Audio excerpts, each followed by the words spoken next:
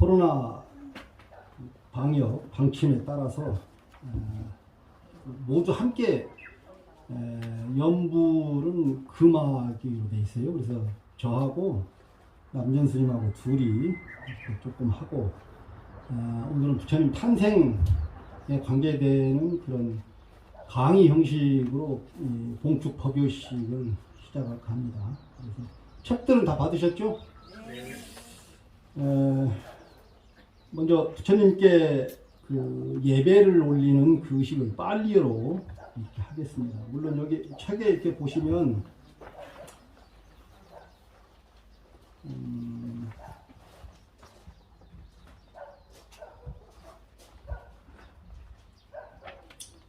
63페이지,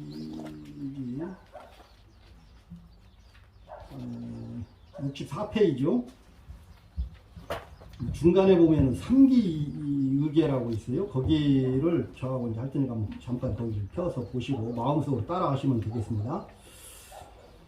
나모 따싸 바가와또 아라하또 삼마 삼부따싸.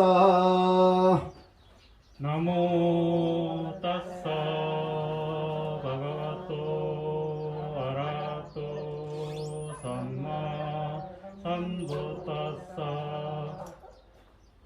나모 따싸 바가와또 아라하또 삼마 삼부따싸. 나모 따싸 바가와또 아라하또 삼마 삼부따싸. 부땅 사라낭 가차미 탐망 사라낭 가차미 상강 사라낭 가차미. 부땅 사라낭 가차미 삼망 사라낭 가차미 상강 사라낭 가차미. 거룩한 부처님을 의지합니다. 고귀한 가르침을 의지합니다. 청정한 승가를 의지합니다. 거룩한 부처님을 의지합니다. 고귀한 가르침을 의지합니다. 청정한 승가를 의지합니다. 옛날부터 그 전통 의식으로 제가 한번 해보면요.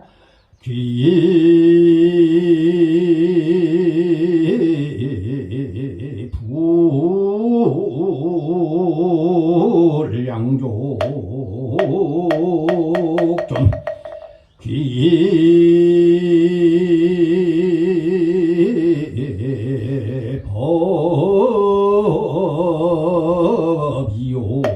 귀법이옥존 중중존.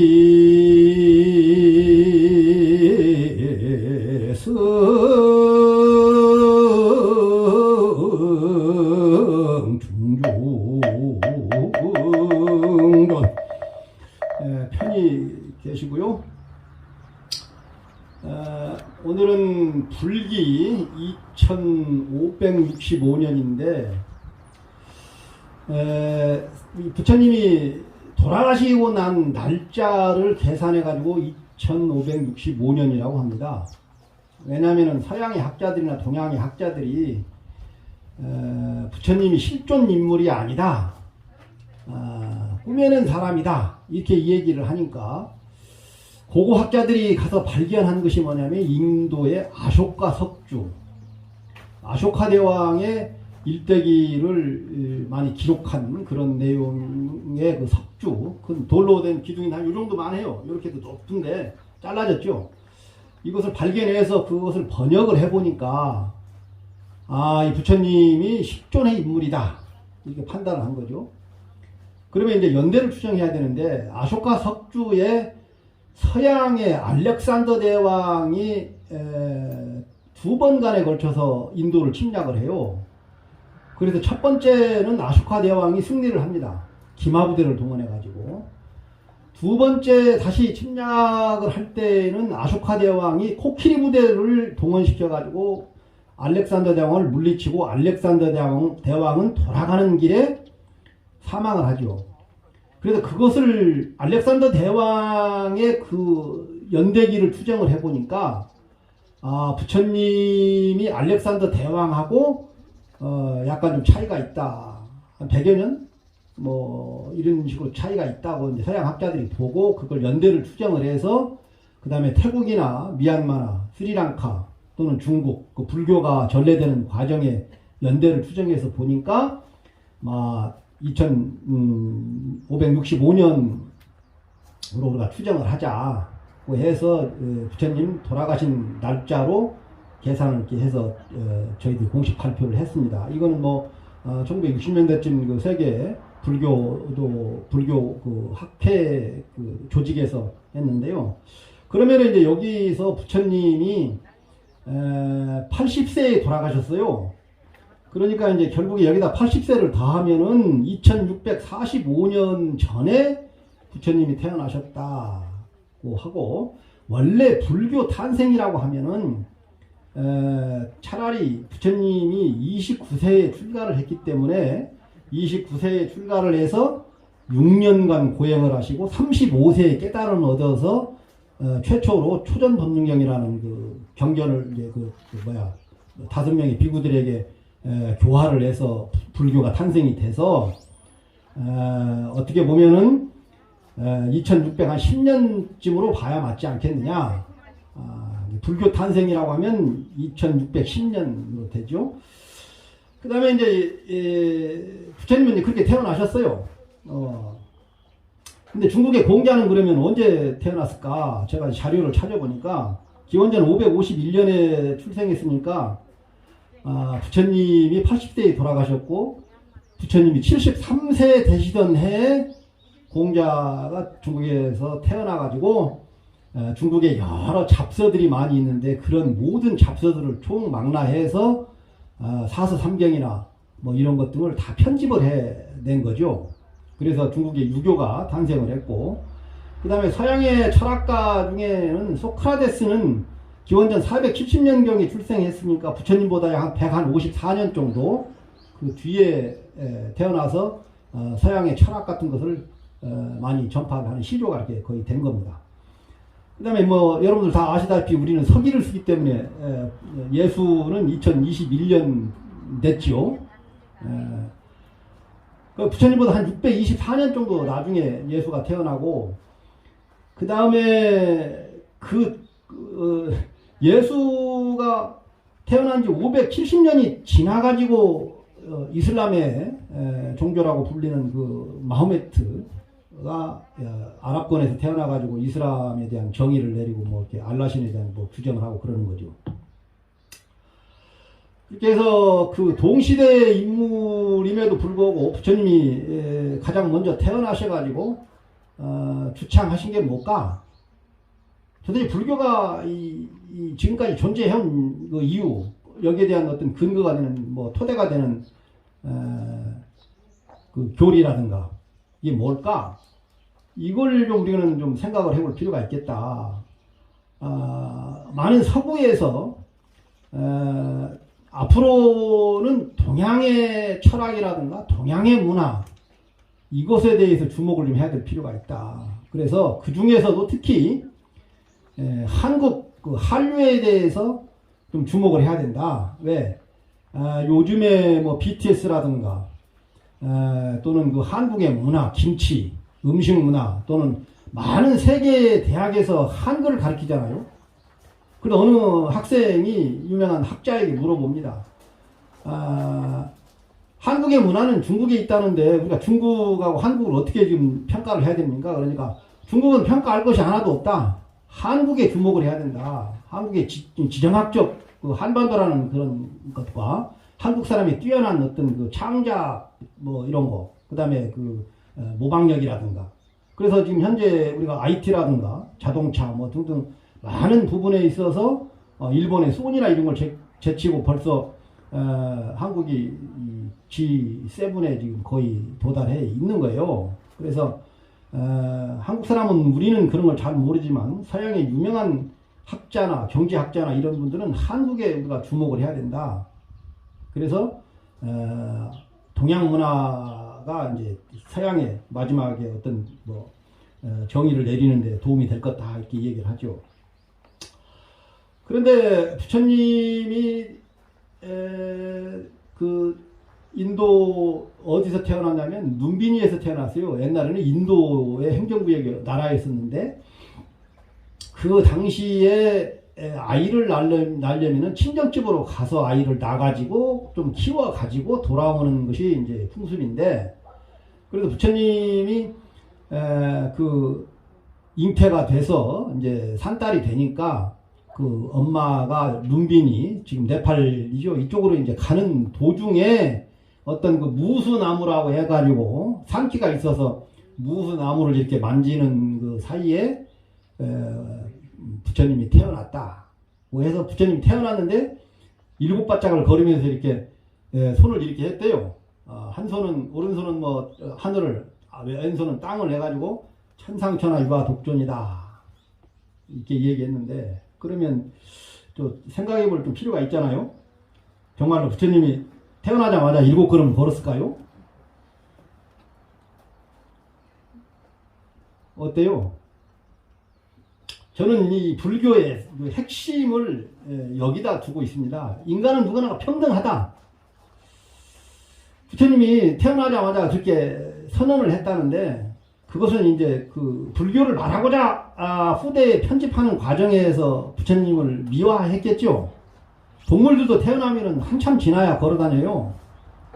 그래서 부처님이 태어나자마자 일곱 걸음을 거리고 천상천하 유아독존이다 이렇게 했는데, 그렇게 믿는 것보다는 불교라는 것이 탄생하면서부터 인간은 누구나가 평등하다고 얘기했어요. 그래서 작년에 부처님 오신 날에 허정스님이 우리 절에서 이렇게 초파일 법문하실 때 바라문니 귀족이 부처님을 보고는 이제 좀 훌륭해 보였던지, 당신 이 태생이 어디냐? 태생이 뭐냐? 귀족이냐? 아니면 뭐냐? 이렇게 집안을 물어본 거예요, 우리나라. 당신 집안은 뭐야? 그러니까 저 경주김씨입니다 이렇게 얘기하듯이, 그러니까 부처님이 이런 지하에 태생을 묻지 마라. 태생을 묻지 마라. 인간은 누구나 평등하기 때문에 나면서부터 천민이 아니고 또 뭐 돈이 많아서 천민이 아니고 귀족이 아니고 인간은 날 때부터 평등해서 행위를 물어라. 당신이 뭐 드는 사람이냐? 좋은 일을 하냐? 아니면 강도냐? 그래서 좋은 일을 하게 되면 귀족인 거고 나쁜 일을 하게 되면 천한 사람이다. 작년에 허정스님이 여기 오셔서 그렇게 말씀을 하셨어요.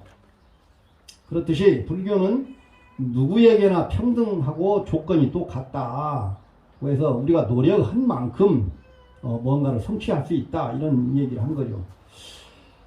다시 이제 부처님이 출가하기 전으로 돌아가 보면은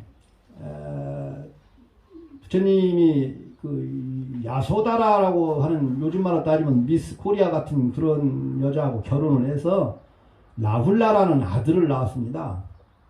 아들을 낳기 전에 고민을 많이 해요. 출가를 해야 될 것이냐, 아니면 내가 그 왕이 돼서 나라를 잘 다스려야 될 것이냐.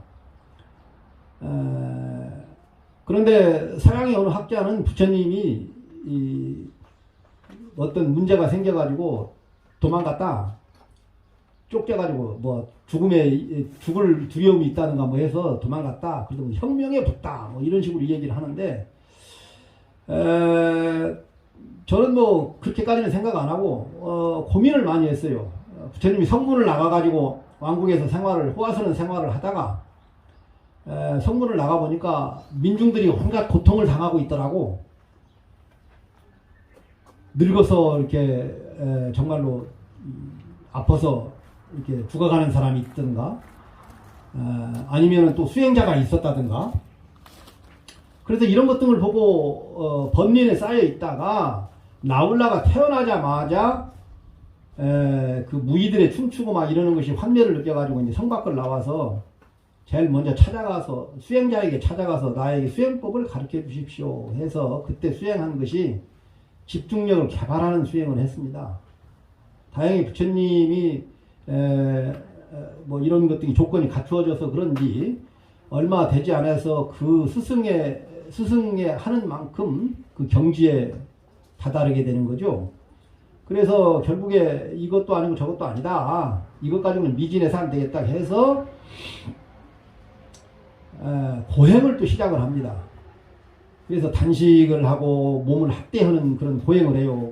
아주 그냥 그 뜨거운 그 볕에 가가지고 이렇게 뭐 몸을 이렇게 막 학대를 합니다. 그래야 이 번뇌로부터 자유로워진다.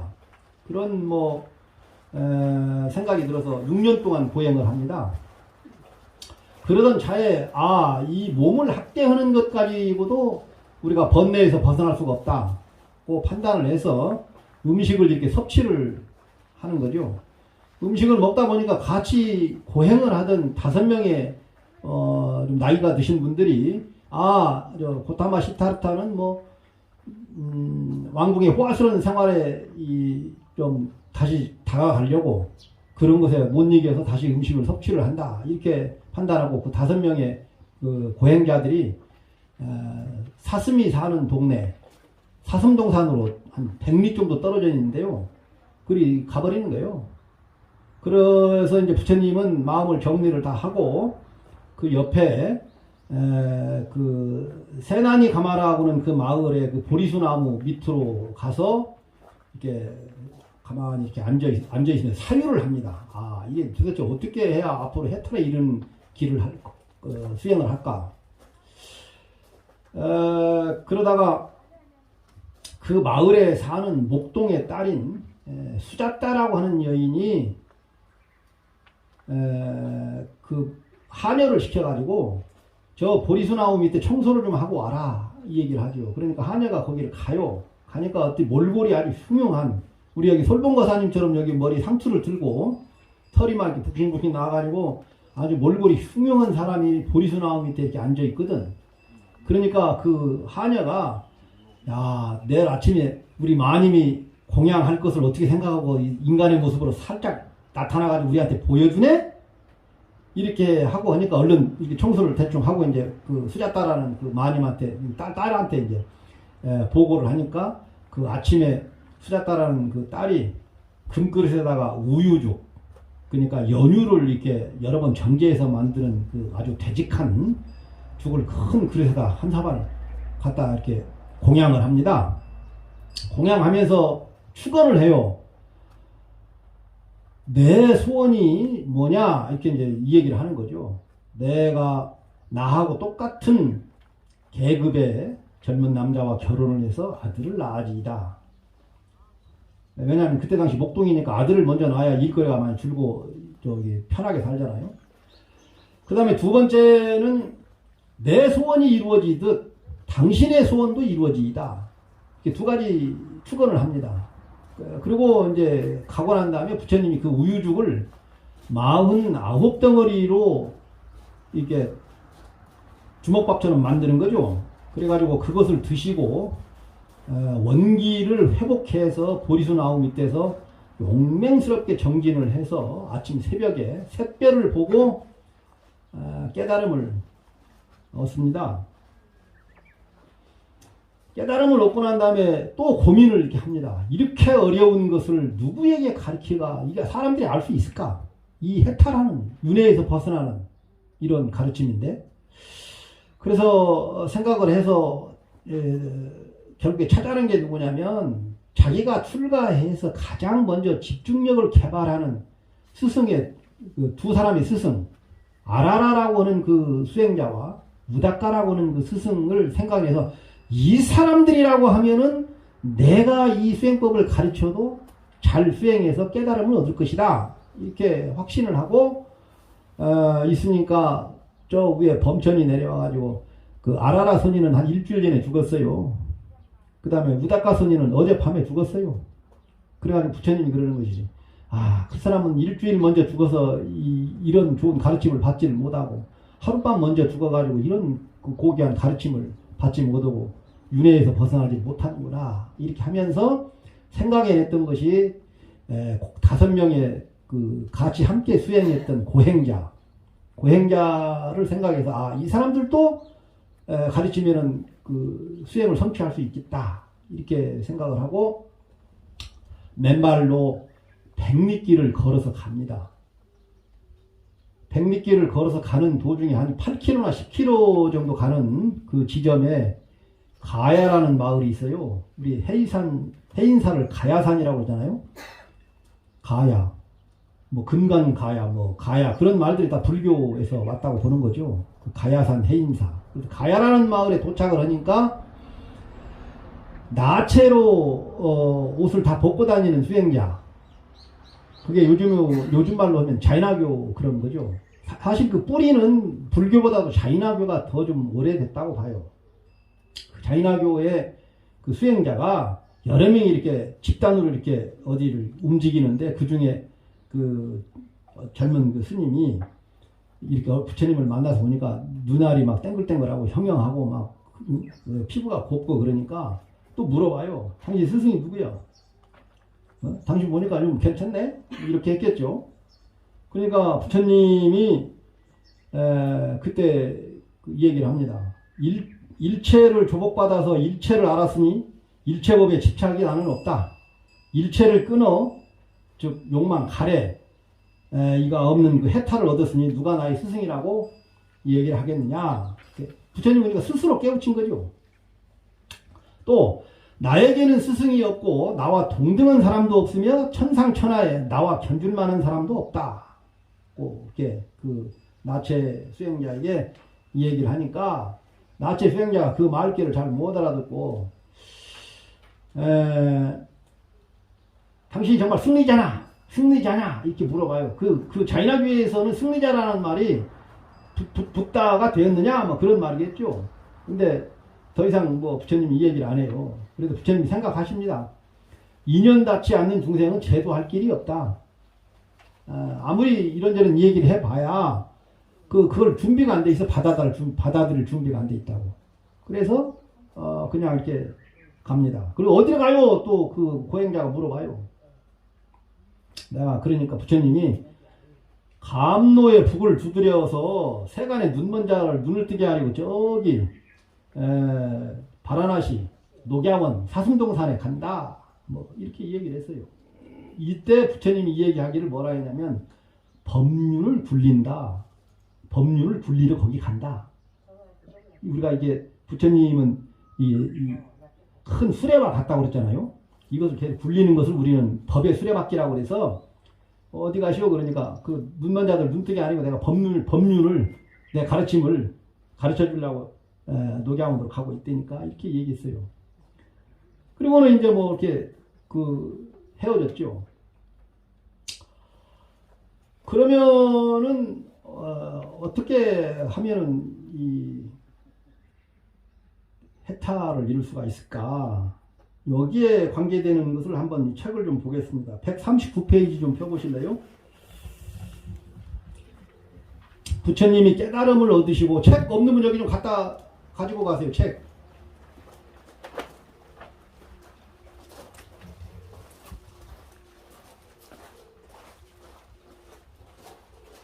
제가 한번 읽어볼게요.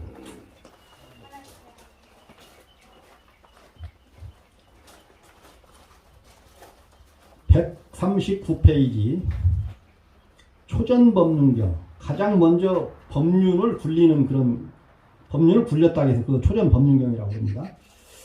이와 같이 나는 들었다. 한때 부처님께서 바라나시에 있는 20바따나의 녹야원에 계셨다. 그때 부처님께서 반짜왁기 5명의 비구 수행자들을 불러 말씀하셨다. 비구들이여, 출가자가 가까이 하지 않아야 할 두 극단이 있다. 그 두 가지란 무엇인가?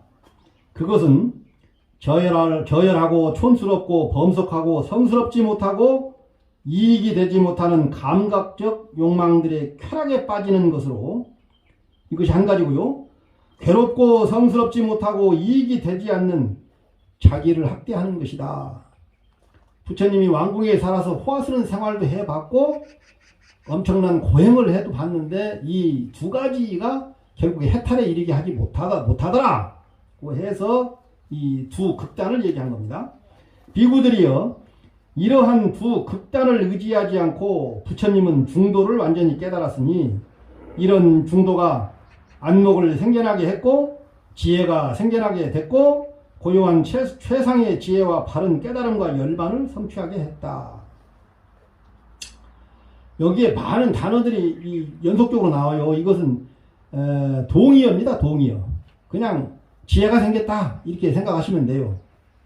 비구들이요 그러면 어떤 것이 부처님을 완전하게 깨닫게 했으며 안목이 생겨나게 했고 지혜가 생겨나게 했으며 고요한 최상의 지혜와 바른 깨달음과 열반을 성취하게 한 그런 중도인가?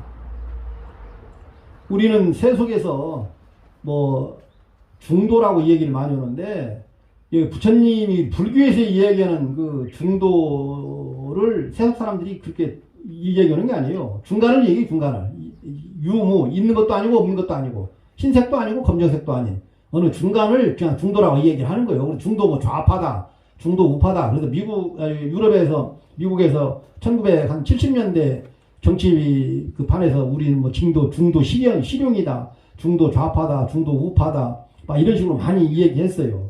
근데 어릴 때 우리가 그런 얘기 다는 못 알아듣는데 우리나라는 지금 30년이 지난 지금에 와가지고 중도 뭐 실용주의다, 중도 좌파다, 뭐 이렇게 온건파다, 뭐 이런 식으로 많이 얘기를 하죠. 근데 거기 그 중도하고는 여기하고는 전혀 관계없는 그쪽에서는 중간 얘기, 회색 분자 같은 그런 얘기를 하는 거죠. 다시 책으로 와서요. 그것은 바로 8가지 성스러운 바른 수행법으로 이게 중도입니다. 바르게 이해하고 바르게 사유하고 바르게 말하고 바르게 행동하고 바르게 살아가는 이건 바르게 살아가는 직업을 얘기하는 거예요. 생계수단. 바르게 노력하는 것 바르게 마음을 챙기는 것 바르게 마음을 집중하는 것 등 8가지를 중도라고 한다. 비구들이여 이것이 바로 부처님을 완전하게 깨닫게 했으며 안목이 생겨나게 했고 지혜가 생겨나게 했으며 고요한 최상의 지혜와 바른 깨달음과 열반을 성취하게 한 중도다. 중도는 8정도를 얘기하는 겁니다. 8가지 앞에서 얘기한. 제일 먼저 뭐예요? 바른 견해. 불교에 대한 바른 이해나 이런 것들이 필요하다. 그런 거고요. 그 다음에 비구들이요. 이제 여기서는 진리를 얘기하는 겁니다. 삶이 고통이라는 그런 성스러운 진리. 우리 태어난 우리가 살고 있는 이 삶 자체가 이 괴로움 덩어리다. 이것이 바로 진리다 하는 거죠. 그래서 성제라고 이렇게 얘기합니다. 팔성 정도. 첫째는 생, 태어남이 괴로움이요. 두 번째는 노, 늙음도 괴로움이요. 병드는 것도 괴로움이요. 사, 죽은 것도 괴로움이요. 그래서 여기서 생로병사가 괴로움이다. 그런 얘기하고요. 그 다음에 5번째는 뭐 싫어하는 것과 만나는 것도 괴로움이요. 원증회고 그래요. 이별하는 것과 떨어지는 것도 괴로움이요. 애별리고 그 다음에 구하는 바 얻지 못하는 것도 괴로움이요. 이거는 이게 뭐라고 그러지? 구부 듣고 그 다음에 8번째는 우리 몸 자체 정신과 몸을 집착하는 것 이것도 그 괴로움이다. 그랬죠? 비구들이여 고통의 원인은 집착이라는 그런 성스러운 진리. 고통이 왜 생기느냐? 우리가 뭐든지 집착하기 때문에 고통이 생긴다. 그때 원인이 그렇다는 거예요. 그래서 그것은 바로 가래이니 가래는 한마디로 욕망이라고 할 수 있어요. 가래가 다시 우리를 태어나게 하고 즐거움과 탐욕을 불러와 이것저것을 즐긴다. 그래서 감각적 욕망의 대상에 집착하는 것이 하나가 있고 그 다음에 존재를 집착하는 가래. 뭐 좋은 일 했으면 좋은 것에 집착하는 거죠. 이거 존재라고 하는 그걸 얘기합니다. 존재하지 않는 것을 집착하는 가래. 형체가 없는 어떤 이것도 아닌 저것도 아닌 이것을 집착하는 거. 비구들이여 이것이 바로 고통의 원인은 집착이라는 그런 논리다. 뭐 그런 거죠. 그 다음에 비구들이요. 그러면 가래, 욕망을 없애면은 해탈에 이른다는 그런 진리는 뭐냐? 8가지 그 8정도 수행법이다고 여기서 또 이 얘기를 합니다. 8가지 수행법, 8정도 수행을 해야지만이 그 가래를 없앨 수가 있다. 비구들이요. 나에게는 삶이 고통이라는 그런 그 생각이 일어났고, 그 생각이라는 건 뭐냐? 전에 들어본 적도 없는 진리를 보는 안목이 생겨났고, 분별력이 생겨났고, 지혜가 생겨났고, 확실함이 생겨났고, 광명이 나타났다. 다 이게 동의어입니다. 내가 가만히 수행을 해서 결과물로 이렇게 보니까 이 삶이 고통스럽다는 거, 그 생각을 좀 해야 된다니까. 그런 얘기고요. 두 번째는 삶이 고통이라는 그런 진리는 철저히 우리가 알아야 된다. 수행을 통해서 알아줘야 한다고 해서 이런 것에 대해서 또 지혜가 생겨났다. 지혜롭게 알아줬다. 그런 얘기겠죠. 그 다음에 또 세 번째는 이런 삶이 고통이라는 사실을 나는 완전하게 알았다. 거기에 대한 지혜가 완전하게 생겨났다. 증득했다. 그런 거죠. 그 다음에 두 번째 또 봅시다. 비구들이요. 나에게 고통의 원인이 집착이라는 그런 생각이 일어났어. 그 다음에 또 다음 장 넘겨가지고요. 고통의 원인은 집착이라는 것을 우리에게 버려야 된다. 그 다음에 고통의 원인이 집착이라는 그런 것을 나는 확실하게 알았다. 이 세 가지가 쭉 이렇게 처음에는 생각을 했고, 그 다음에 이건 알아줘야 되고, 그 다음에 나는 그걸 완전하게 알았다. 이렇게 진행이 됩니다. 그 다음에 비구들이요. 가래를 없애면은 해탈에 이른다는 그런 진리, 이런 것 등이 생각이 났고, 그 다음에 가래를 없애면 해탈에 이른다는 그런 사실을 우리는 알아야 돼. 그걸 확실히 알아야 된다. 그러고 난 다음에 가래를 없애면 해탈에 이른다는 것을 나는 완전하게 알았다. 완전하게 체득했다. 그 다음에 비구들이요. 143페이지로 넘어가요. 고통을 소멸하게 하는 수행법은 8정도라는 그런 진리가 있는데 이것은 닦아야 된다고는 그런 생각이 일어났고, 그 다음에 이것은 그냥 마땅히 닦아줘서 돼야 된다. 또 세 번째는 나는 이걸 완전히 8정도를 다 닦아서 다 알았다. 이와 같이 세 가지 양상과 12가지 형태, 그래서 세 가지에서 12가지가 되는 거예요. 진리를 알아보는 것이 분명하지 못하였다면 나는 이위 없는 바른 깨달음을 얻었다고 신과 마라, 범천을 포함한 이 세상에서 사문과 바람은 신과 사람들을 포함한 무리 가운데 스스로 나는 깨달았다고 천명하지 않았을 것이다. 뭐 그런 얘기입니다. 그 다음에 비구들이요. 그러나 내가 이와 같이 세 가지 양상과 12가지 형태를 갖추어서 네 가지 성스러운 진리를 있는 그대로 알아보는 것이 분명했기 때문에 나는 위 없는 바른 깨달음을 얻었다고 신과 마라, 범천을 포함한 세상에서 사문과 바람은 신과 사람들을 포함한 무리 가운데서 스스로 천명했다. 그리고 나에게 나의 해탈은 분명하다. 이것이 나의 마지막 생이며 이제 더 이상 나는 다시 태어날 일은 없다. 윤회의 고통에서 벗어났다. 뭐 그렇게 부처님이 이 얘기를 합니다.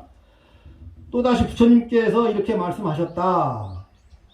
5 비구는 마음이 흡족해져서 부처님 말씀을 듣고 크게 기뻐했다. 이런 상세한 법문이 설해졌을 때 5명의 고행자 중에 고온단냐 라고 하는 수행자는 깨달은 거죠. 일어나는 법은 그 무엇이건 간에 모두 사라지는 법이다. 라고 나는 그 티가 없고 때가 없는 청정한 안목이 생겼다. 이와 같이 부처님께서 법륜을 굴리셨을 때 그 녹야원에 많은 신바람은 범천들 그 누구도 부처님의 가르침 법륜을 굴리는데 아무도 막을 자가 없다고 외쳤다 이거죠. 그 다음에 그 쭉 넘어가 가지고요. 145페이지 이처럼 그 찰나 짧은 순간에 범천의 세계에 이르기까지 그 소리가 퍼져나갔고 땅이 진동을 했고 어떤 광명들이 많이 나타났다고 얘기를 합니다.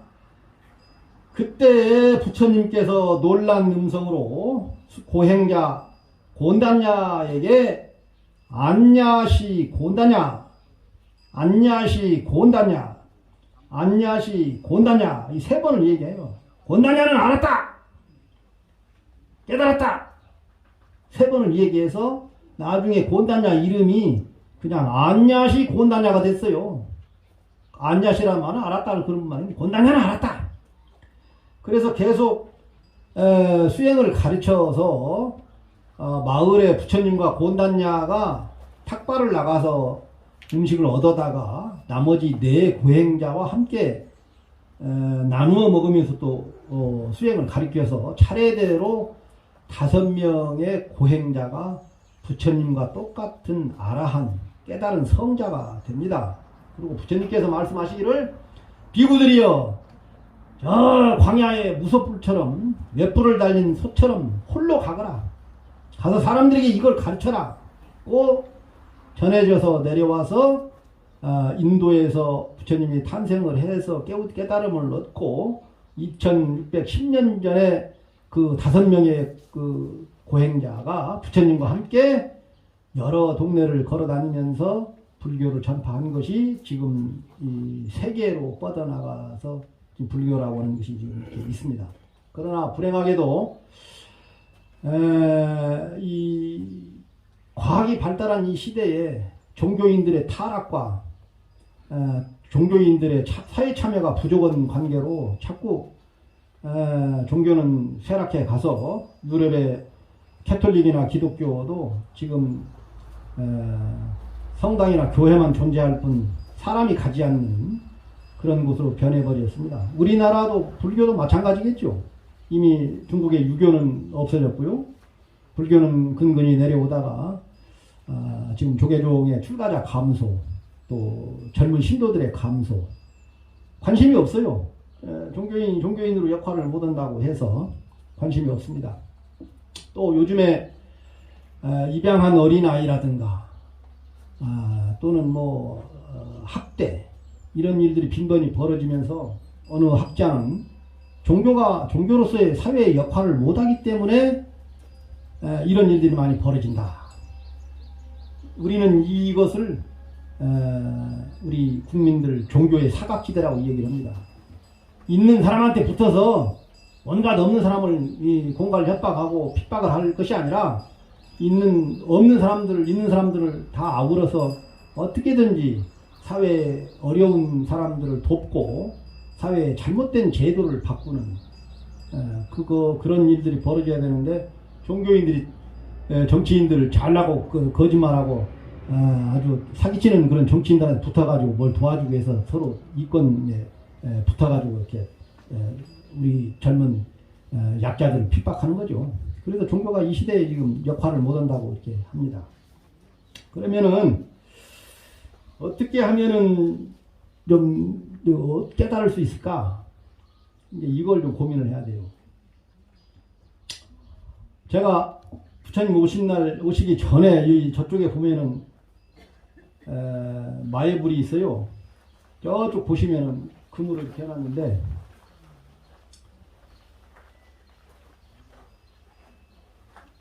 저기 한라산을 보고 있는 거예요. 옛날 부처님 당시에 뽀리라라고 하는 삼장법사가 있었어요. 경전을 달달달 외워. 뽀리라. 그런데 부처님이 그 제자를 보고 뚜짜 뽀리라야. 우리 뚜짜 뽀리라. 뚜짜라는 놈 말하면 바보. 석두란 말이에요. 옛날 한문으로 보면. 야 석두 뽀리라야. 석두 뽀리라. 바보. 이리 좀 와봐. 이런 식으로 얘기를 하는 거거든. 그러니까 이제 몹시 기분이 안 좋았어. 그래서 자기가 스스로 생각을 했어요.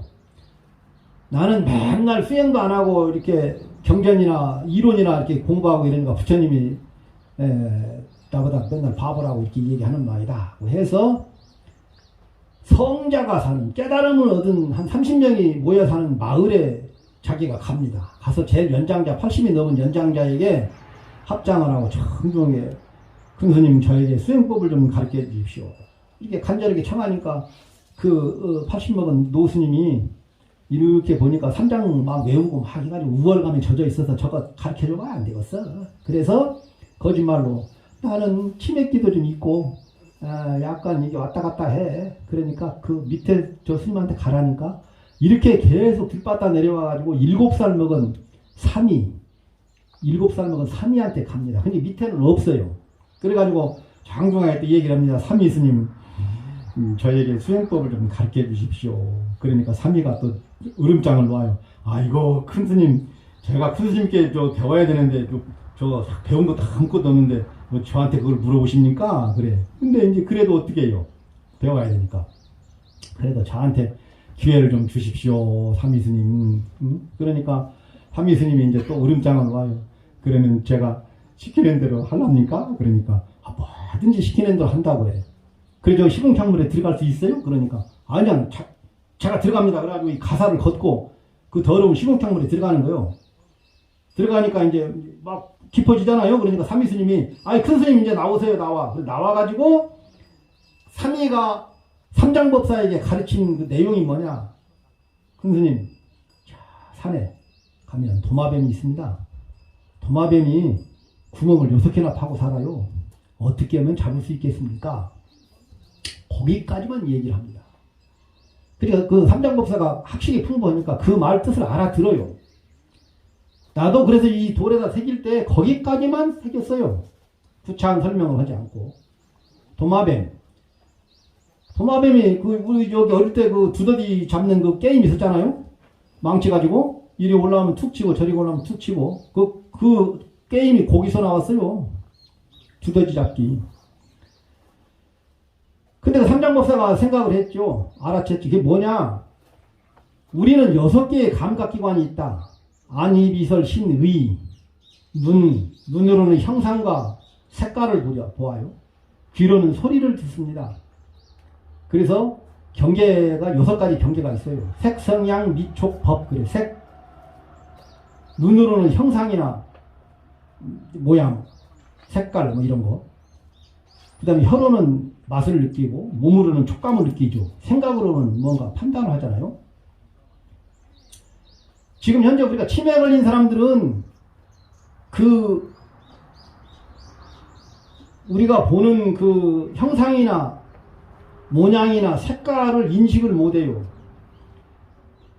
다시 이제 조금 이 교리적으로 가면은 인간은 몸과 이 정신으로 이루어졌는데 몸은 우리는 물질이라고 합니다.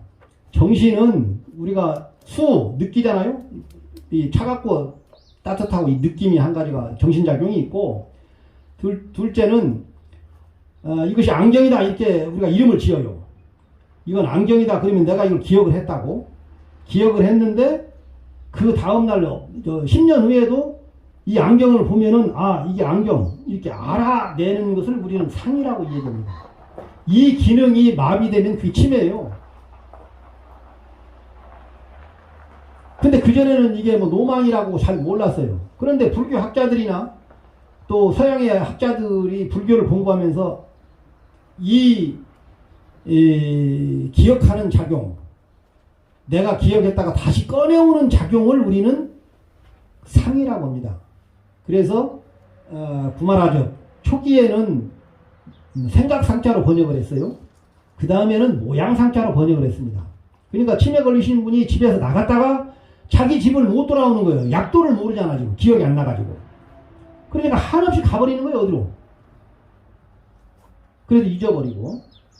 그래서 우리가 맨날 수건할 때 그런 얘기를 해요. 육군이 청정하고 6가지 감각기관이 청정해야 수행도 원만하게 된다. 그 중에 기능이 하나가 마비되면 문제가 있는 사람이라고 보는 거예요. 그래서 5개의 감각기관을 막아놓고 1개의 구멍에서 딱 기다리고 있으면 도마뱀이 딱 나온대. 그러면 잡으면 되는 거래요. 엄청 쉽죠? 눈이나 귀나 코, 이 기관을 다 막아놓고 머릿속에 생기는 번뇌 작용 생각하잖아요. 우리가 나는 뭘 하고 있을까. 이 생각하는 것을 내가 관찰하는 것을 우리는 통찰력을 개발하는 윗바사나 수행이라고 합니다. 그래서 내가 앉아서 졸음이 오면은 졸음을 관찰을 하게 돼요. 아, 내가 졸고 있구나, 지금. 내가 옛날에 어떤 생각을 하고 있구나. 그러면, 아, 내가 이 생각이 일어났어. 생각하고 있다니까. 연구를 많이 하는 사람은 계속 연구를 하고 있어요. 혼자 앉아가지고. 여기 코끝에 집중하라고 그러잖아. 근데 이거 집중이 안 되고 맨날 머릿속에 지금, 근데 그 연구하고 있는 걸 몰라. 그림 그리는 사람은 계속 뭔가 스케치를 하는데 그것을 자기가 몰라. 작곡하는 사람은 그냥 작곡을 열심히 해. 몇 날 며칠 엄청 신기해. 그게 수행이 아니거든. 그런데 서양 사람은 야, 이 불교 수행을 하다 보니까 이 에너지가 엄청나다. 그래가지고 뭐 잘 안 되면 또 절에 와서 수행 안 돼. 그래가지고 뭔가 작곡을 하고 그림을 그리고 해가지고 전시회도 하고 뭐 곡도 만들고 그림도 막 그려가지고 막 히트를 해. 야, 어떻게 저런 걸 그림을 그리지? 저런 아이디어가 어디서 나왔지? 그러니까 이 불교 수행을 하면 엄청나게 에너지가 있다는 거야. 정신력이 엄청나고. 근데 그거 수행 아니거든. 그것을 알아야 된다, 우리가. 그것이 이 뽀리라, 그 삼장법사가 삼위에게 배운 거예요. 5개의 감각기관을 다 막아놓고 오로지 생각이 어떻게 움직이는가를 잘 관찰하면 그게 해탈을 하게 된다. 부처님이 이렇게 수행을 하셨다. 그 불교에는 2가지 수행이 있어요. 하나는 오직 집중력만 개발해. 어디 한 곳만 계속 뚫어지게 쳐다봐서 마음이 편하고 호흡이 없어져 죽은 사람처럼 고요할 때 이렇게 가는 수행이 한 가지가 있고, 하나는 통찰력. 아까 내가 이 생각을 관찰해가지고 도대체 나라는 사람은 뭐 어떤 사람이고 어떤 성격을 가진 사람일까? 이 나를 알아야 된다 이거요. 나를. 근데 나를 잘 모르잖아 우리가. 그래서 이 부처님 오신 날에 해탈할 수 있는 방법, 이 뽀리라 스님이 7살 먹은 삼이에게 가르침을 받아서 해탈을 했다는 그런 이야기를 합니다. 그 다음에 139페이지 좀 펴보실래요? 아니 여기 97페이지요.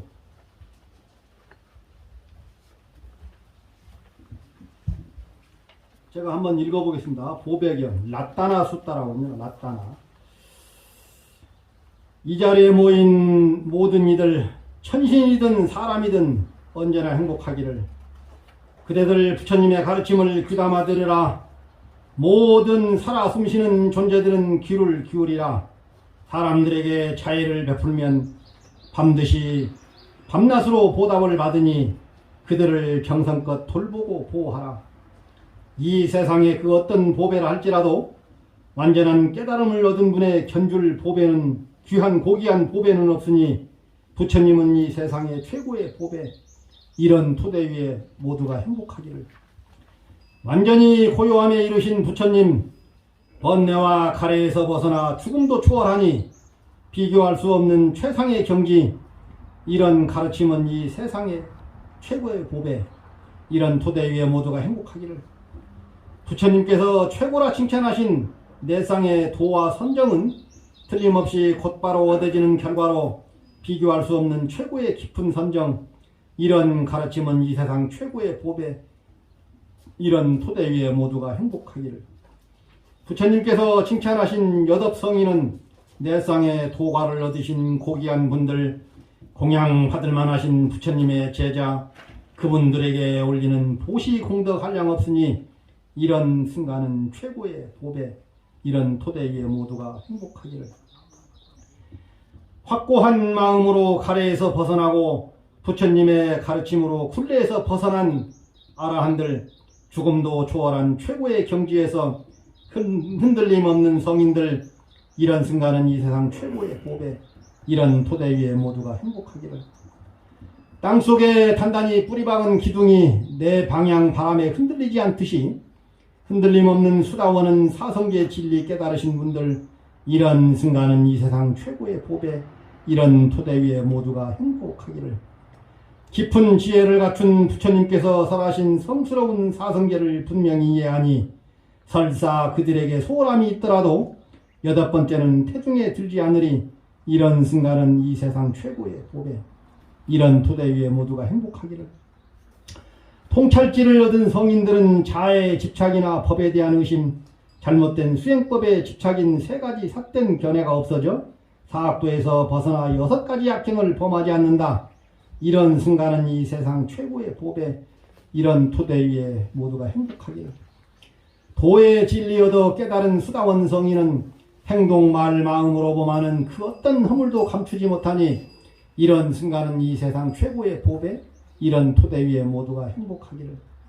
숲에서 여름 햇살 가장 먼저 받아 높은 나무에 피어나는 꽃처럼 부처님의 가르침인 최고의 진리는 최상의 열반으로 향하게 하니 부처님은 이 세상 최고의 복에 이런 토대 위에 모두가 행복하기를. 훌륭하신 분들, 모든 것을 아시는 분, 가르침을 주신 분, 진리로 인도하시는 분으로 부처님은 이 세상 최고의 복에 이런 토대 위에 모두가 행복하기를. 묵은 업은 소멸되고 새로운 업은 짓지 않으며 그 마음은 고요하여 내생에 집착이 없다. 태어남에 집착과 가래가 없는 아라한들은 불이 켜지듯 열반에 드니 이런 순간은 이 세상 최고의 복에 이런 토대 위에 모두가 행복하기를. 여기 모인 우리 천신이든 사람이든 거룩하신 부처님께 예배하오니 모두가 행복하기를. 여기 모인 우리 천신이든 사람이든 성스러운 가르침에 예배하오니 모두가 행복하기를. 여기 모인 우리 천신이든 사람이든 청정하신 스님들께 예배하오니 모두가 행복하기를. 야니다 붓다니 사마가다니 품마니와 야니와 안따리게 탑타가당 대와마누사 뿌지땅 풋땅 나마사마 수아띠호뚜. 야니다 붓다니 사마가다니 품마니와 야니와 안따리게 탑타가당 대와마누사 뿌지땅 탐망 나마사마 수아띠호뚜. 야니다 붓다니 사마가다니 품마니와 야니와 안따리게 탑타가당 대와마누사 뿌지땅 상강 나마사마 수아띠 호두. 마지막에 세 번째 한 거, 부처님께 예배하오니 모두가 행복하기를, 가르침에 예배하오니 모두가 행복하기를, 스님들께 청정한 스님들께 예배하오니 모두가 행복하기를, 그런 내용입니다. 빨리로 했고요. 83페이지 좀 펴보겠습니다.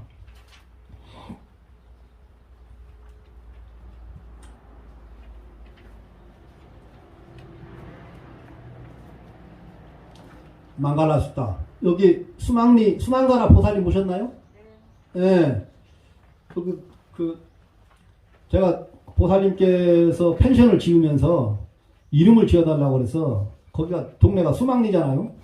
그래서 망갈라 펜션이라고 지었습니다. 망갈라라는 건 뭐냐면 행복한 집이라는 거예요. 근데 거기다가 숫자가 딱 붙으면 최고의 행복한 집이다. 뭐 그런 거죠. 그래서 여기 행복경, 라따나 숫다라고 해요, 보통. 여기. 그래서, 한번 읽어보겠습니다. 이와 같이 나는 들었다. 어느 날 거룩한 스승은 사와띠의 제따수, 고독한 사람들에게 먹을 것을 나누어주는 장자의 동산에 계시었다. 그때 용모가 단정한 한 신이 밤중이 지나 제따수를 두루 비추며 스승에게로 왔다. 그리고 예배한 후 한쪽에 서서 시로써 여쭈었다. 많은 신과 사람들은 행복을 바라면서 행운을 생각하고 있습니다. 최고의 행복을 말씀해 주십시오. 부처님께 이렇게 물어봅니다. 여기 이제 좀 주목해야 될 것이 뭐냐면, 신이 나타났대.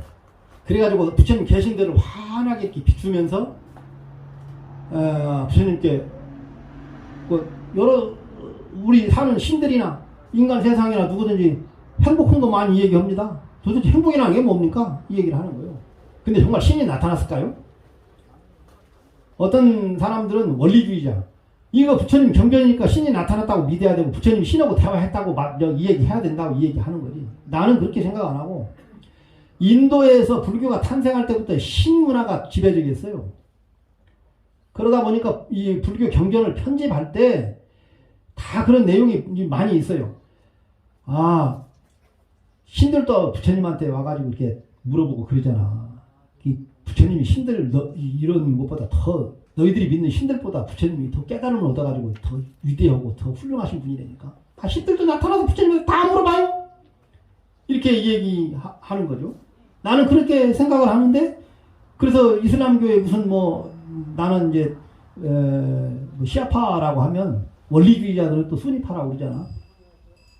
그래서 갈등하고 서로 자기 교리가 더 잘 지키고 더 으뜸이라고 서로 이라크 또는 이란, 그 다음에 사우디아라비아 이런데 쿠웨이트 이런 데다 싸움질을 해요. 종교 전쟁이 그렇게 일어나는 거예요. 그런데 이런 건 중요한 것이 아니고 부처님이 행복에 대해서 뭐라고 얘기를 했느냐, 여기 한번 읽어보겠습니다. 어리석은 사람을 가까이 하지 말고 지혜로운 사람들과 가까이 지내며 존경할 만한 사람을 존경하는 것, 이것이 최고의 행복이다.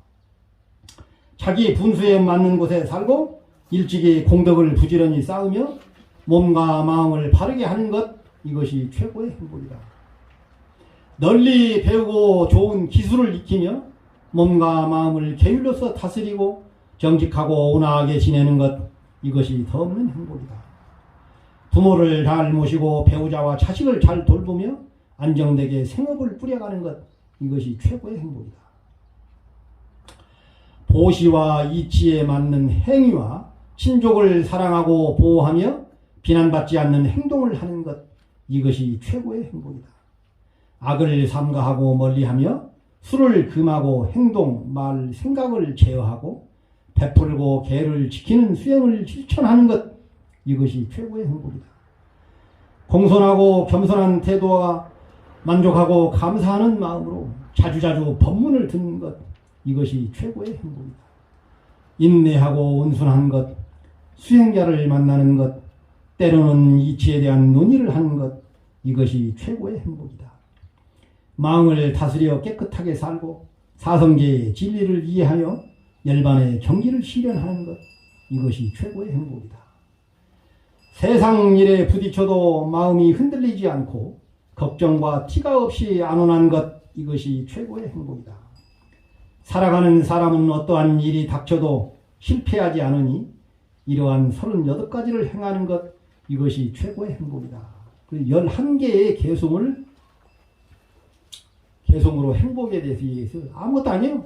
행복한 게 뭐예요? 좋은 기술을 배워서 좋은 직장 가져서 잘 먹고 잘 살고 또 자기 친족들 애들 잘 교육시키고 안온하게 근심 걱정 없이 사는 거, 그것이 또 최고의 행복이다. 그 다음에 남산사에 잘 오는 것도 행복이에요. 수행자를 만나서 좋은 이런 법문도 듣고 부처님의 진실한 가르침을 듣는 것, 이것이 바로 행복이다. 그리고 해서 여기 돌에 보면은 마예불에 뭐라고 해놨어요? 거기 옆에 나모따사 바가와또 아라또 삼마 삼부따사 거기 해놓고 하이파이브 손을 딱 대 부처님하고 통해버린다니까. 아니면 나모따사 바가와또 아라또 삼마 삼부따사 3번 해요. 그러면 그냥 거기 이만을 또 부처님 앞에 대면 뭐 있어? 와이파이가 있잖아. 아, 트럼프 생각하고 딱 거기다 이 얘기 해버리면 트럼프가 나와버리면 이 얘기가 딱 통한다니까? 그래서 여기 지금 마예불에 그렇게 현대식으로 했는데 사람들이 그거 모르더라고. 괴로운 사람 와서 한번 해봐요. 다 되어버린다니까. 예. 그래서 이렇게 행복한 것이 뭐 특별한 건 아니다. 부처님도 아주 소박하게 이 얘기를 하셨어요. 그 다음에 40페이지 한번 펴보실까요?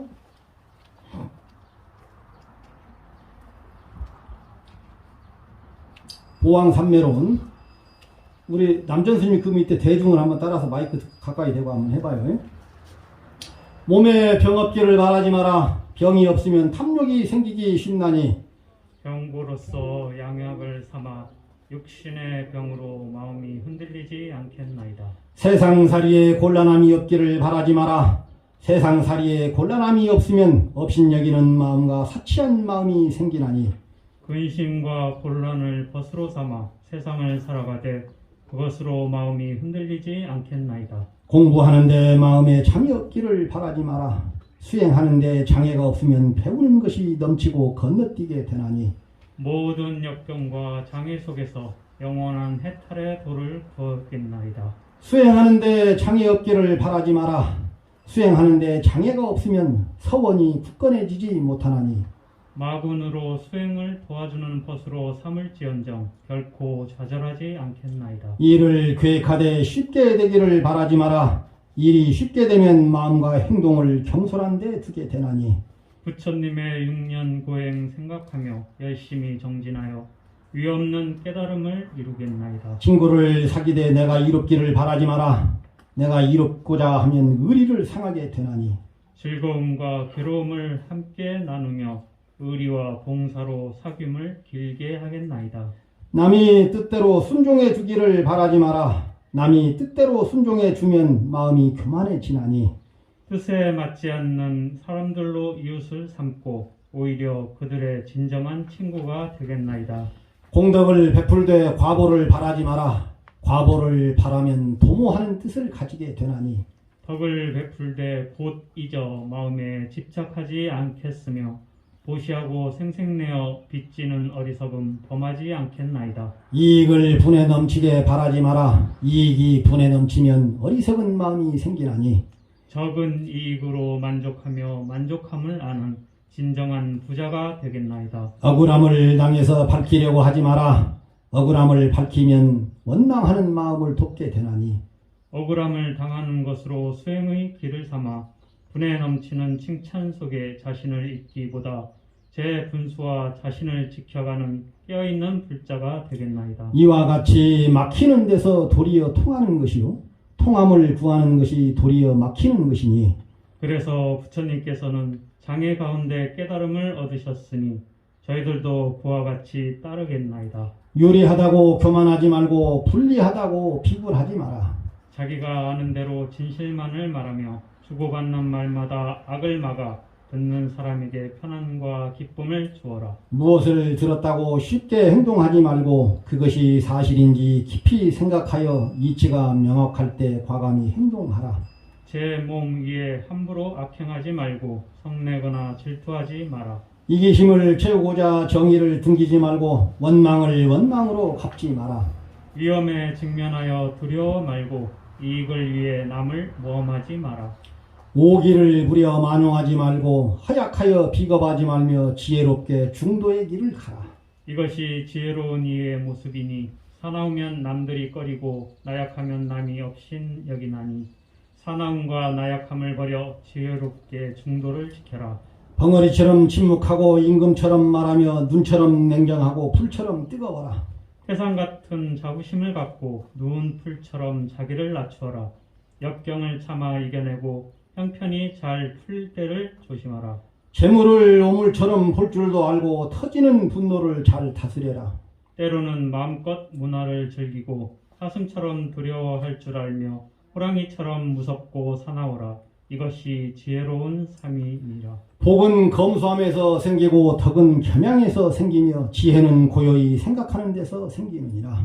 근심은 애욕에서 생기고 재앙은 무력에서 생기며 허물은 경망에서 생기고 죄는 참지 못함에서 생기느니라. 눈을 조심하여 남의 그릇됨을 보지 말고 맑고 아름다움을 볼 것이며 입을 조심하여 실없는 말을 하지 말고 착한 말, 바른 말, 부드럽고 고운 말을 할 것이며 몸을 조심하여 나쁜 친구들을 사귀지 말고 어질고 착한 일을 가까이 하라. 어른을 공경하고 덕 있는 일을 받들며 지혜로운 일을 따르고 모르는 일을 너그럽게 용서하라. 오는 것을 거절 말고 가는 것을 잡지 말며 내 몸 대우 없음을 바라지 말고 일이 지나갔음에 원망하지 마라. 남을 해하면 마침내 그것이 자기에게 돌아오고 세력을 의지하면 오히려 재화가 따르나니 불자들이여 이 글을 읽고 낱낱이 깊이 새겨서 다같이 노력하며 살지어다. 자들 합장하시고요. 오늘 부처님 오신 날 저희들은 여기서 이렇게 하지만 목탁에 맞추어서 공양 올리는 그런 의식을 좀 하겠습니다. 그래서 지금 법당에는 공양이 좀 다 올라가 있고요.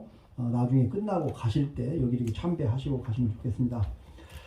시방 3세 항상 계신 부처님과 시방 3세 항상 계신 가르침과 시방 3세 청정하신 승가 공동체에 공양합니다.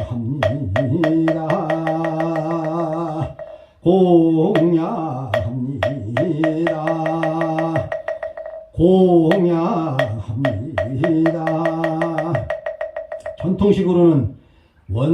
원수의 납수 원수의 납수 원수 자비의 납수. 저희들이 올리는 공양 원하옵나니 부처님이시여 이 공양을 받으소서, 그런 말입니다. 그럼 축언을 좀 이렇게 간단하게 해드리고 좀 마치도록 할게요.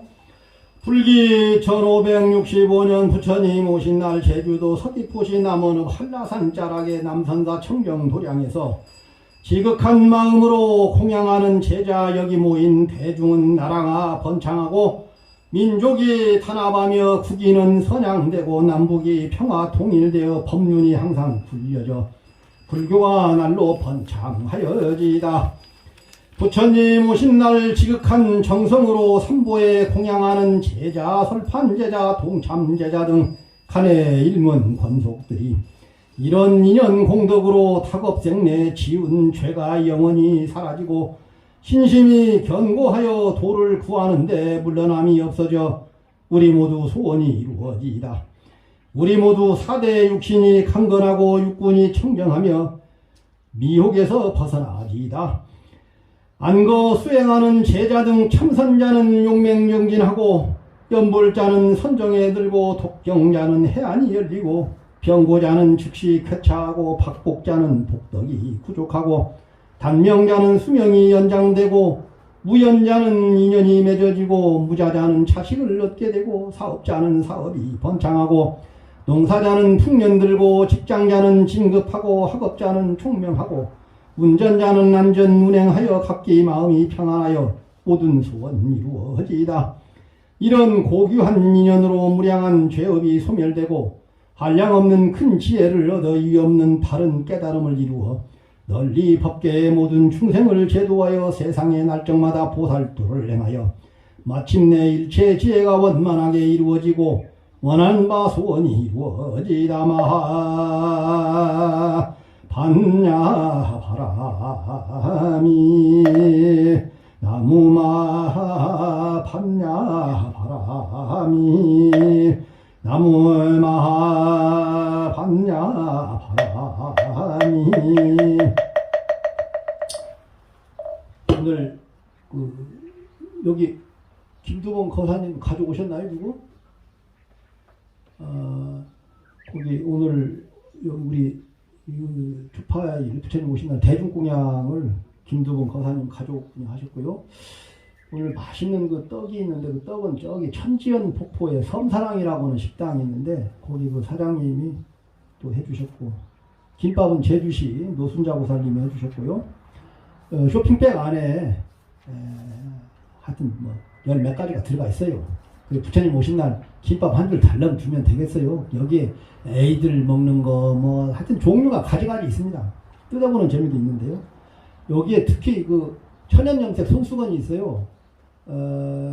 제주 서문시장에 크로바 승복하고 한복하고 천연염색 하는데 저희 평화의 길 뭐 어디 걷기 행사라든가 우리 절에 행사 있으면 꼭 그렇게 손수고 했는데 아무 생각 없이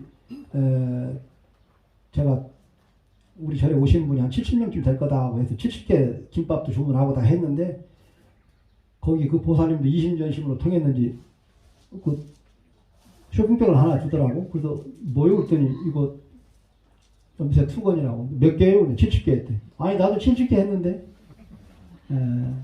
그랬어요. 혹시 천연염색 관심 있으시면 서문시장에 가면 크로바, 한복, 크로바, 승복 그렇게 있어요. 그 다음에 서울에 사시는 우리 종단의 그 교육원에도 옛날 근무하신 그 종원인데 그분 그 부인이 송은하 보살님이라고 그래요.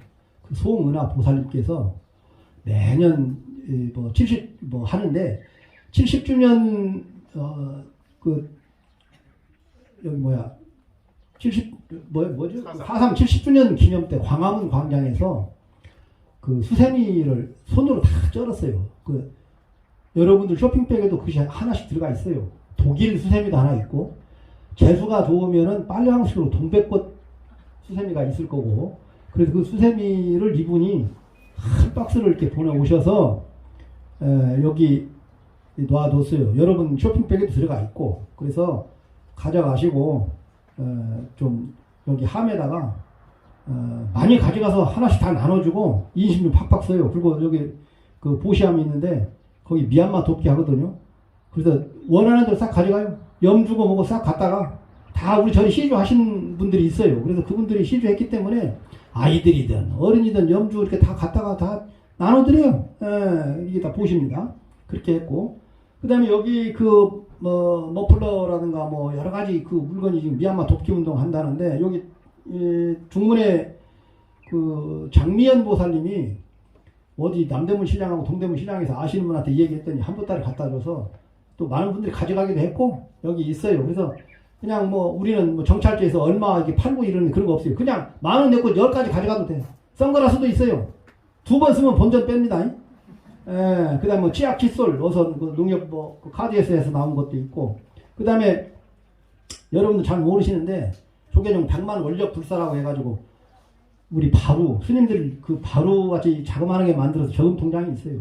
그거 그냥 무료로 드립니다. 아이들한테 전략하는 거 이렇게 가르쳐 주시고 동전 있는 거 거기다 넣어서 좋은 일에 쓰시면 돼요. 우리 절에 안 가져가도 돼. 가져오라고 안 해. 이게 부처님 바루니까 그 복전이라고 그래. 그래서 많이 보내줘야 되는데 우리 절은 신도가 없다고 해서 몇 개 보내줬더라고. 그래서 선착순도 그냥 아무나 가져가면 돼요. 그 다음에 아주 특별한 그 안에 가면은 음식이 있어요. 강정 그 줄피나인데 강정이 9가지 현미하고 뭐 9가지 음식으로 만들었는데 매년 작년에도 했고 우리 오늘 때인데 올해는 이렇게 포장으로 여기 했어요. 그래서 거기 가면은 무를 이렇게 동글동글 말아가지고 프라이팬에다 말려가지고 그 무 강정이 한 2쪽이 들어가 있고 그 다음에 줄피 그것이 한 3쪽이 들어가 있고 그 다음에 그 9가지 뭐 그 우리나라 전통 그 순수 조청으로 빚어낸 그 강정 그것이 한 6쪽이 있을 거예요. 그래서 여기 이곳은 사단법인 한국다도협회라고 해서 제주 총괄하는 그 이정자 보살님이 이건 판매되는 게 아니에요. 그냥 순수하게 며칠만 만들어가지고 가져오신 것을 저희들이 이렇게 비닐봉지에 넣어서 나눠드려서 그 안에 보면 있고 초코파이 2개도 있고 그 다음에 웨하스도 있고 피넛 뭐 이렇게 견과류도 있고 웨하스도 있고 물도 한 병 있고 김밥 한 줄에다가 떡이 아주 맛있는 떡 팥떡하고 뭐 그 모둠떡 해서 있고 그 다음에 또 뭐 수세미도 있고 다 모르겠어 뭐가 있는지 그게 있어서 그거 이렇게 가져가시면 되고 그리고 가실 때 여기 이렇게 미얀마 돕기 합니다. 제가 올해가 4.3 73주년이고요. 5.18 41주기입니다. 그래서 제가 배지를 어떻게 모았는데 제가 사실 그 5.18 때 광주 군대에 있었어요. 그래서 5.18에 이게 가슴이 좀 아픕니다.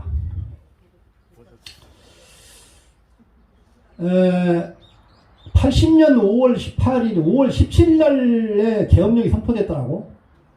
그래가지고 약 한 열흘 동안에 그 항쟁이 있었는데 그 사이에 부처님 오신 날이 있었어요. 그래서 그때 불교 청년회 이런 분들이 광주 원각사, 금남로 원각사에서 집회도 갔고 그때 지선 스님이나 또는 뭐 그때 하셨던 뭐 대표자 스님들이 뭐 구속되기도 하고 그렇게 했죠. 그때 제가 기억하기로는 계엄령이 선포되고 한 3, 4일 정도가 돼서 부처님 오신 날인데 그날 계엄군들이 경찰에서 아니 일반 군인에서 공수 특전단으로 바뀌면서 도청에 집중 포화도 하고 해서 많은 희생자들이 생깁니다. 많은 사람이 죽고 많은 사람이 총상을 입기도 하고 그래서 그 시체를 실내 체육관에 넣었다 방치해두고 또 지나면서 또 5.18 그 도청 앞에 광장에다가 진열해 놓기도 하고 막 그랬어요. 그 참혹한 그 현실을 뭐 이렇게 광주에서 여러 사람들을 통해서 또 정보 요원들을 통해서 또 듣기도 하고 그랬죠. 미얀마도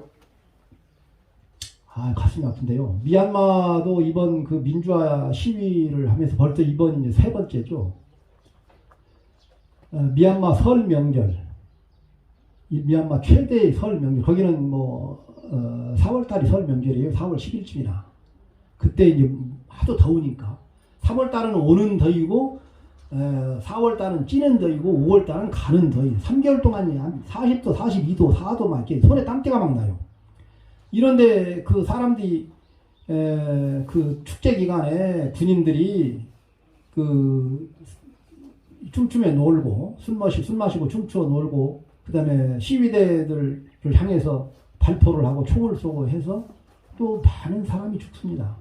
그래서 미얀마하고 우리나라 그 5.18하고 다문화 유사한 점이 많고 광장도 그렇고 하는 행위도 그렇고 그래서 요즘에는 미얀마 사람이 한국의 님을 위한 행진곡을 번안곡으로 많이 불러요. 그래서 저도 그 페이스북에 그 유튜브에다가 내가 직접 님을 위한 행진곡도 부르고 미얀마 것도 올려놓고 그랬는데 이 남의 일 같지가 않아요. 그래서 미얀마의 많은 유학생 중에는 광주 5.18에 대해서 그렇게 연구를 좀 해보자.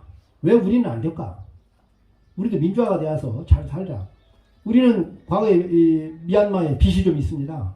6.25 직후에 알랑리 같은 쌀을 많이 미얀마에서 갖다 먹었고 그때 당시만 해도 미얀마가 이 동양의 최대 강국이었어요.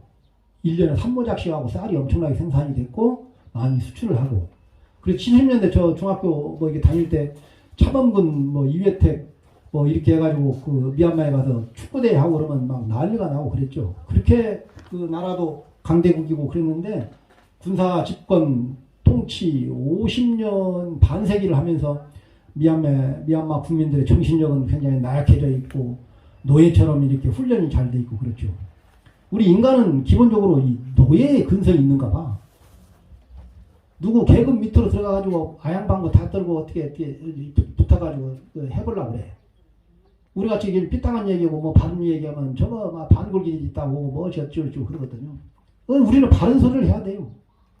제주 4.3에 대해서도 이렇게 우리가 아주 잘 얘기를 하고 5.18에 대해서도 이 얘기를 하고 여순 항쟁에 대해서도 이 얘기를 해서 모두가 다 알고 이렇게 해야 되는데 우리는 자꾸 숨기려고 합니다. 그래서 오늘 부처님 오신 날 5.18 배지가 여기가 딱 있어요. 올빼미 배지도 있고 그 다음에 작년 40주년에 주먹밥 배지도 있고 그 다음에 올해 5.18 기념식 그 도청하고 손 이렇게 해가지고 그 추모 탑 이게 한 것이 있어요. 일부러 제가 아는 분을 통해 가지고 어렵사리 올해 배지를 40개 정도 전달 받았고요. 그래서 여기 있는 거 5.18을 좀 생각하면서 하나씩 가져다가 이렇게 좀 차고 올빼미처럼 눈 똑바로 뜨고 우리가 좀 보자. 서울 가면은 뭐 눈 좀 감고 다니면 코도 베어간다는데 우리 지역에 누구 할 거 없이 다들 눈을 땡글땡글 쳐다보고 우리가 의식을 좀 바로 해서 좀 살아야 된다. 그런 취지죠. 그래서 여기 이렇게 다 있어요. 그리고 연주도 그냥 마구제비로 마구제비로 돈을 막 넣어요. 그래서 거기에 나오는 수익금은 전부 미얀마에 하고 그 미얀마의 소모뚜 NLD 한국 지부장 그 아웅산 수지 계통이죠. 그분 통장에 저도 한 2차례 이렇게 좀 보내드리고 또 조개사 앞에서 기자회견도 하고 이렇게 했는데 제가 미얀마에서 한 10년 살고 미얀마를 너무 좋아해요.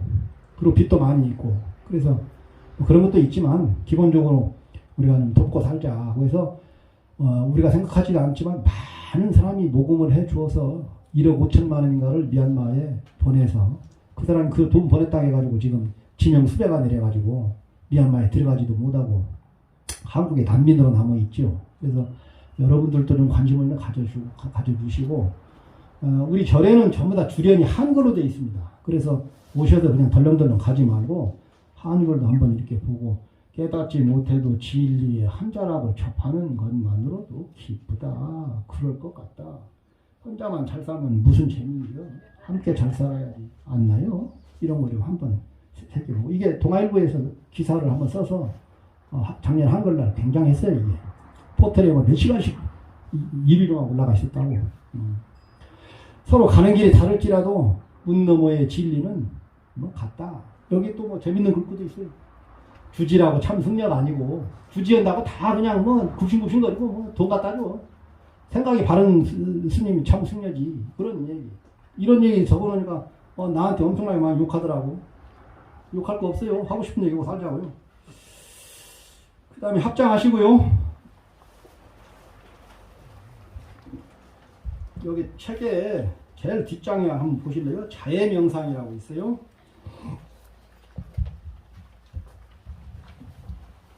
제가 한번 해보겠습니다. 우리는 모두가 고통에서 벗어나 행복하여지다. 우리네 부모님 고통에서 벗어나 행복하여지다. 우리네 스승님 고통에서 벗어나 행복하여지다. 우리네 친척들 고통에서 벗어나 행복하여지다. 우리네 친구들 고통에서 벗어나 행복하여지다. 우리네 이웃들 고통에서 벗어나 행복하여지다. 우리네 공무원 고통에서 벗어나 행복하여지다. 지옥왕의 축생아수라들 또 고통에서 벗어나 행복하여지다. 일체 중생이 고통에서 벗어나 행복하여지다. 마음을 공덕을 향기를 나누어 가져보세. 사두 사두 사두. 미얀마에서 식이 끝날 때 이렇게 합니다.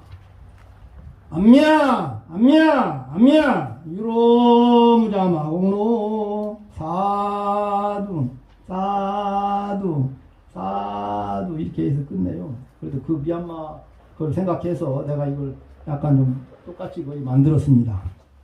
미얀마에 사업하시는 우리 보사님이 제일 늦게 와가지고 별 볼 일 없네.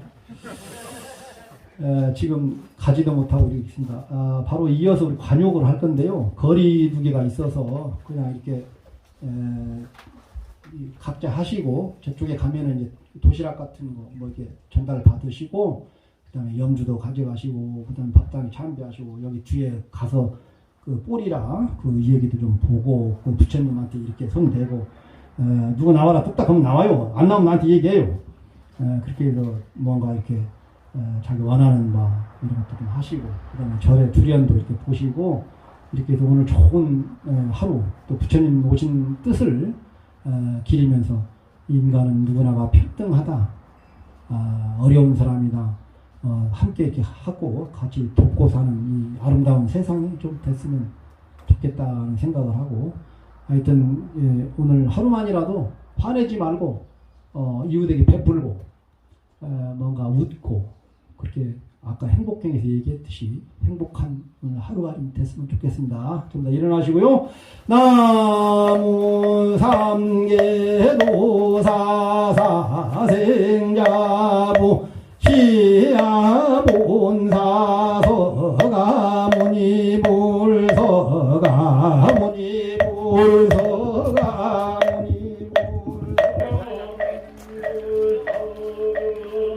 도사님 파는 게 파는 게 아니고 아까 스님 밥 먹을 때 얘기했었잖아요.